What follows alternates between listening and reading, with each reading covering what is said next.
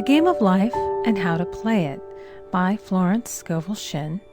Chapter 6, Casting the Burden, Impressing the Subconscious. When man knows his own powers and the workings of his mind, his great desire is to find an easy and quick way to impress the subconscious with good, for simply an intellectual knowledge of the truth will not bring results. In my own case, I found the easiest way is in casting the burden. A metaphysician once explained it in this manner. He said, "The only thing which gives anything weight in nature is the law of gravitation, and if a boulder could be taken high above the planet, there would be no weight in that boulder." And that is what Jesus Christ meant when he said, "My yoke is easy and my burden is light." He had overcome the world vibration and functioned in the fourth dimensional realm, where there is only perfection, completion, life, and joy. He said, "Come to me, all ye that labor and are heavy laden, and I will give you rest. Take my yoke upon you, for my yoke is easy and my burden is light."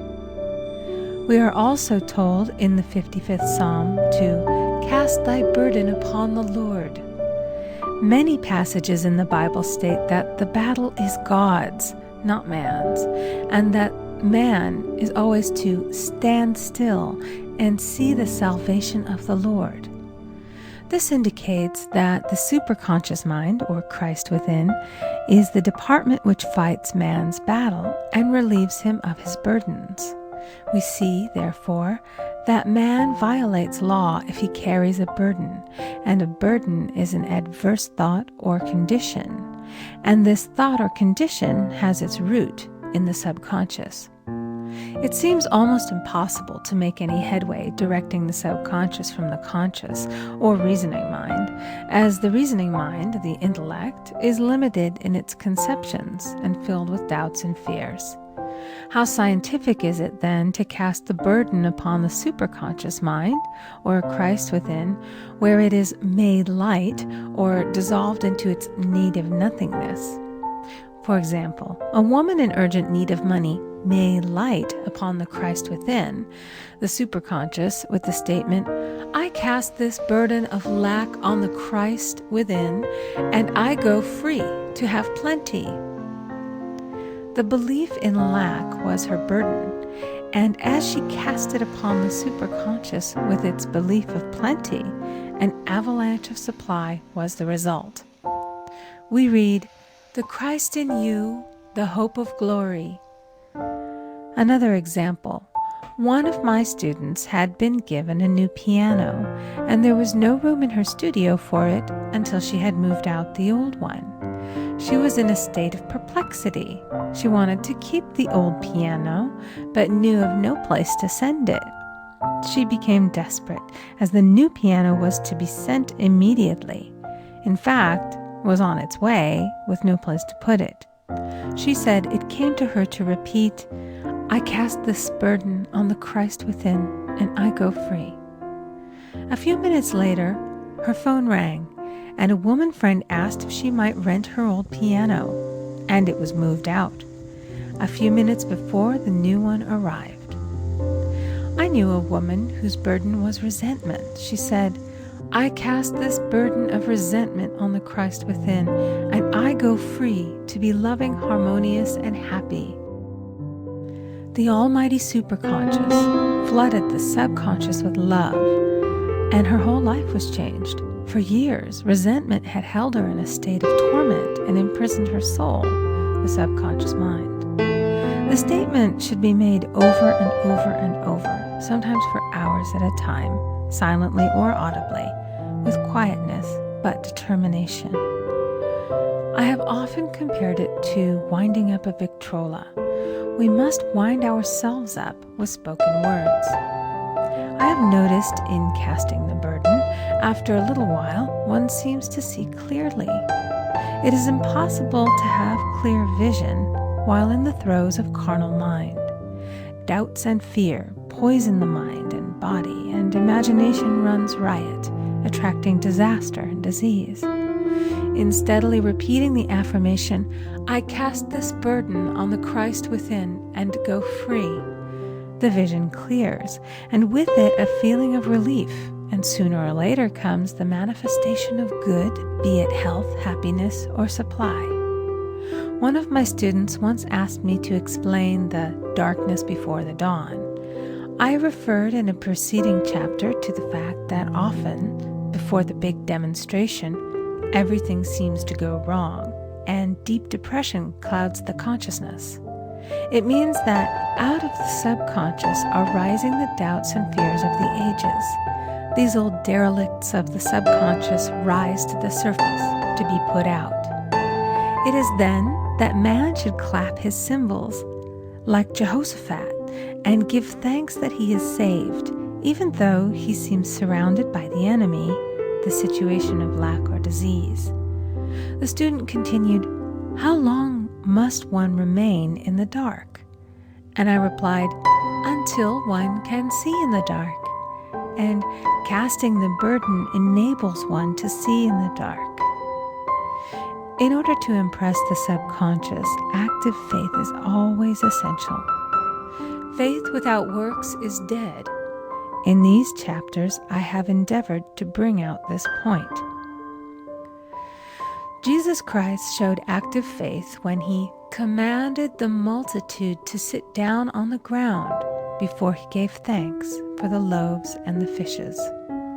I will give another example showing how necessary this step is. In fact, active faith is the bridge over which man passes to his promised land. Through misunderstanding, a woman had been separated from her husband, whom she loved deeply. He refused all offers of reconciliation and would not communicate with her in any way. Coming into the knowledge of spiritual law, she denied the appearance of separation. She made this statement: "There is no separation in divine mind. Therefore, I cannot be separated from the love and companionship which are mine by divine right." She showed active faith by arranging a place for him at the table every day, thereby impressing the subconscious with a picture of his return. Over a year passed, but she never wavered, and one day he walked in. The subconscious is often impressed through music. Music has a fourth dimensional quality and releases the soul from imprisonment. It makes wonderful things seem possible and easy of accomplishment. I have a friend who uses her Victrola daily for this purpose. It puts her in perfect harmony and releases the imagination. Another woman often dances while making her affirmations.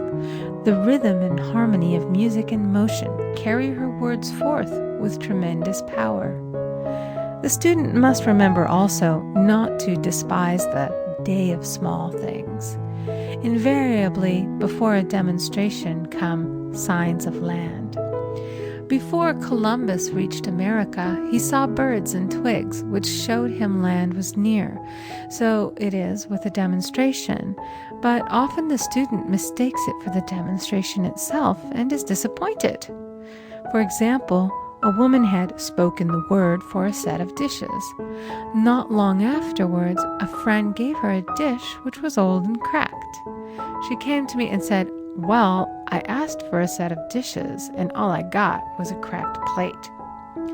I replied, "The plate was only signs of land. It shows your dishes are coming. Look upon it as birds and seaweed." And not long afterwards, the dishes came. Continually making believe impresses the subconscious. If one makes believe he is rich and makes believe he is successful, in due time he will reap. Children are always making believe, and except ye be converted and become as little children, ye shall not enter the kingdom of heaven. For example, I know of a woman who was very poor, but no one could make her feel poor. She earned a small amount of money from rich friends who constantly reminded her of her poverty and to be careful and saving.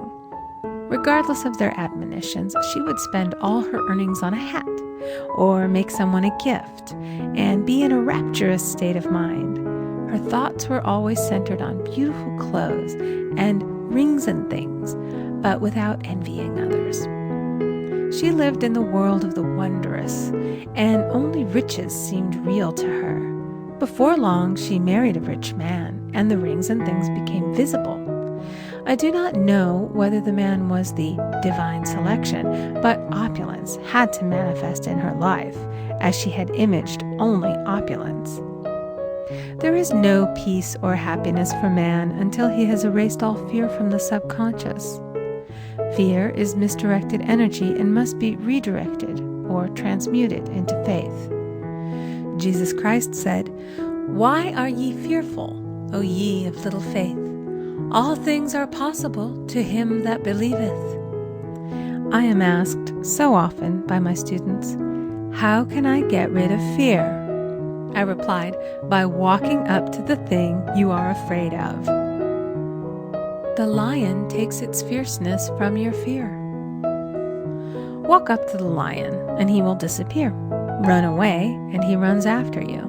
I have shown in previous chapters how the lion of lack disappeared when the individual spent money fearlessly, showing faith that God was his supply and therefore unfailing.